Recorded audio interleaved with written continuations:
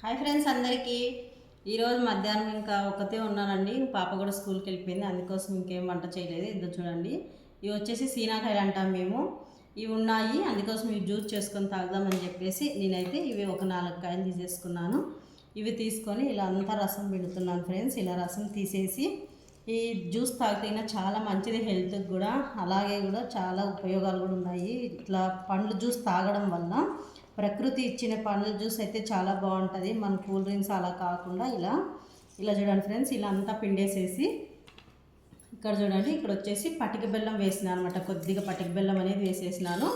ఇందులోకి రసం అనేది వేసేసుకొని అంతా కలిపేసి ఒక గ్లాస్ నిండా తీసుకుంటే కూడా మనకి సాయంత్రం వరకు ఆకలి అనిపించదు ఫ్రెండ్స్.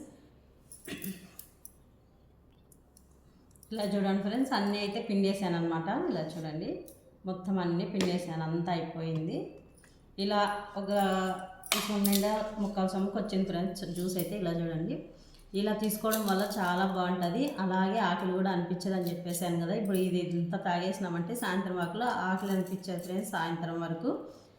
అలాగే ఇలాంటి జ్యూస్ మీకు ఎంతమందికి ఇష్టమో కూడా కామెంట్ బాక్స్లో కామెంట్ చేయండి. మన ఛానల్ మీకు నచ్చినట్లయితే లైక్, షేర్, సబ్స్క్రైబ్ చేయండి ఫ్రెండ్స్. బాయ్.